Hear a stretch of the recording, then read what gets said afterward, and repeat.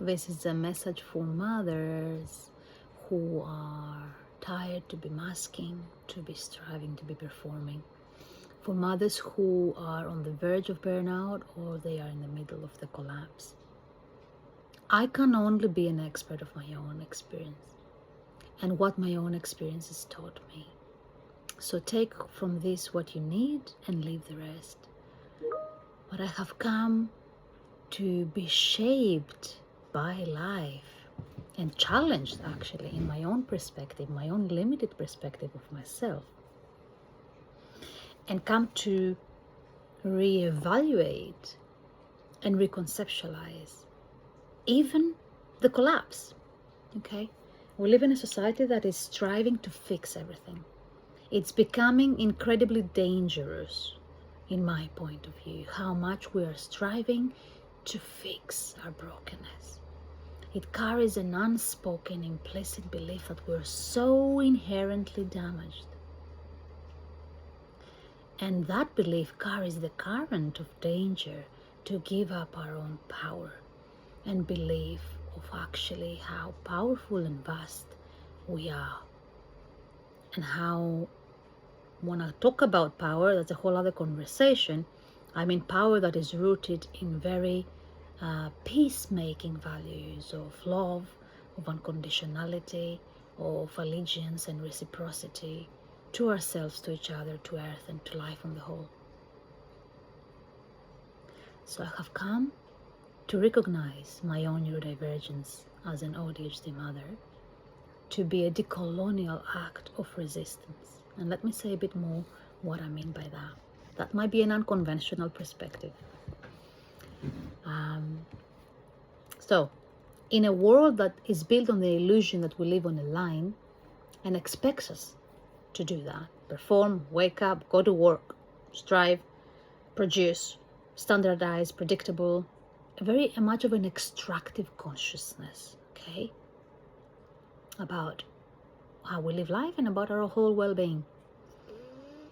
And I know this deeply because I became everything, okay, as a woman, as I said, with many titles: supervisor, clinical counseling supervisor, psychotherapist, trainer of therapists and supervisor, sound healer, non-dual guide, researcher, writer in studies of consciousness. Did I say sound healer? Sound healer as well. And an accidental poet, but I'll come to that. All of these are roles and hats that I'm wearing. But how often do we pause our striving? We stop our seeking to actually inquire who we are. And this is what burnout gifted me. Burnout was a burnout, actually. But what didn't burn out, but through, is my devotion and I guess faith to surrender fully in it, whilst holding on to faith and fine-tuning my deep listening capacities. And I talk from a privileged position as a psychotherapist, having developed that skill over the years. I appreciate that is a developed privilege, perhaps.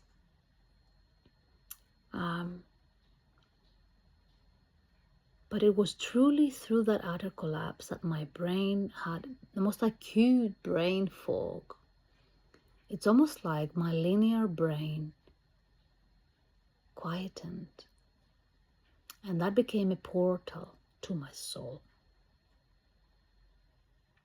I can't say this happens to me because I'm neurodivergent and X, Y, and Z. That would be a linear conclusion. I can only give my experiences in the hope that you hear it and you resonate.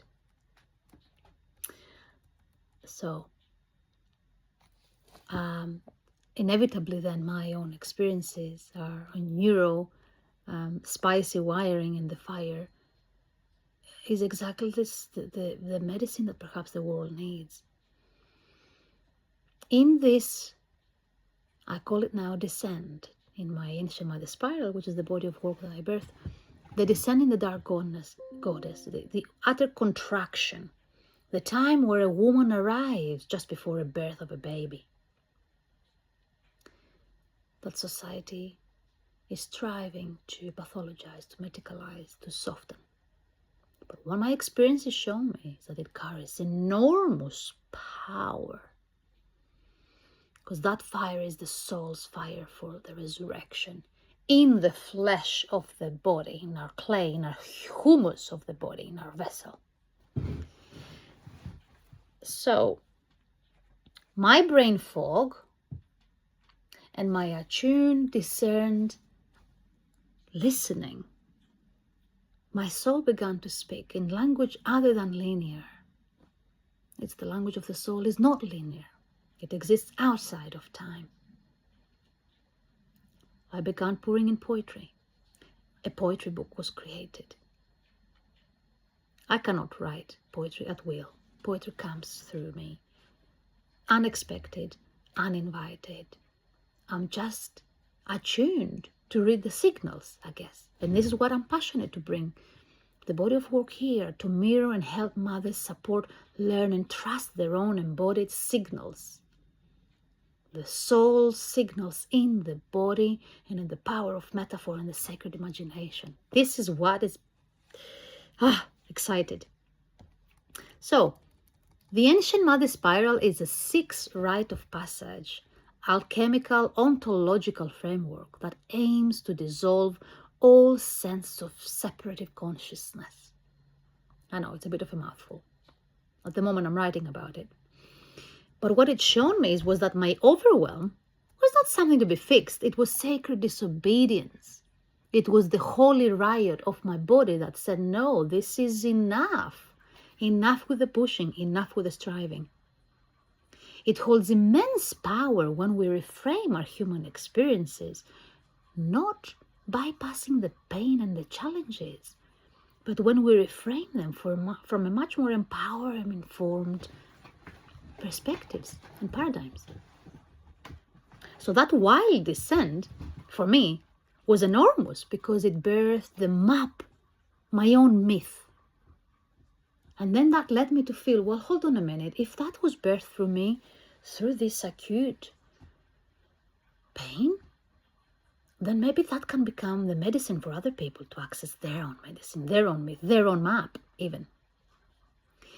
It is a spiral because it's moving away from linearity, away from this endless seeking for productivity. It operates in kairos time.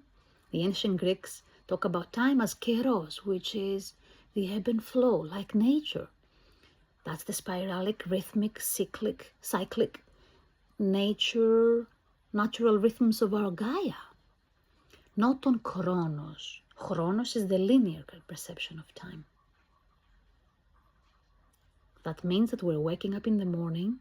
I mean, we're all feeling these challenges because the structures are collapsing, and yet we feel this cognitive dissonance. On some level, we come closer as a collective to our own inherent rhythms, but the old wild beast, as I call it, which is now trembling on its knees, wants to keep grasping us back into the mass production, into the striving, into the pushing. But if we're consciousness, and consciousness is made of energy that's intangible, yet we're all interconnected, we will all feel that on some level in one way or another. And I feel that motherhood, personally, is the most active construction site on earth for the building of our soul. So this is what I talk about in my Ancient Mother Spiral. And I have discovered that. I have discovered immense states of bliss and erotic life force in my own body as a mother. What I call the euphoric body, which is a byproduct of surrender and it allows us to bring that holy marriage of spirit, the holy union, the ieros gamos, between masculine and feminine within our own body. And that births the subtleties of the euphoric body. That is also all possible to happen even through motherhood. That's where I've discovered mine. So that's what I wanted to share, and there's so much to be sharing in the time. If you want to keep following me and finding more about the Ancient Mother Spiral and how it can hold you you can take a look below. You can subscribe to my website, my Substack. I'll be sharing more on that. I have a small Facebook community, the Ancient Mother Spiral as well. And I'm holding groups for moms and women. And you're so welcome to come and join. And my prayer is that this body of work holds you outside of what we're doing together, that you're taking it into your life and letting it shape you and enrich you and mold you. And you might have practices that you want to bring back to enrich it back. I'm really hoping that it will evolve as a mapless map, because essentially there's no map to talk about this place that I've arrived at in myself. How can we talk about air, the space, the vastness that we are? But I'm hoping that it will be a reciprocity prayer for humanity. And that's only my prayer, and that's enough. Thank you for listening and for your time.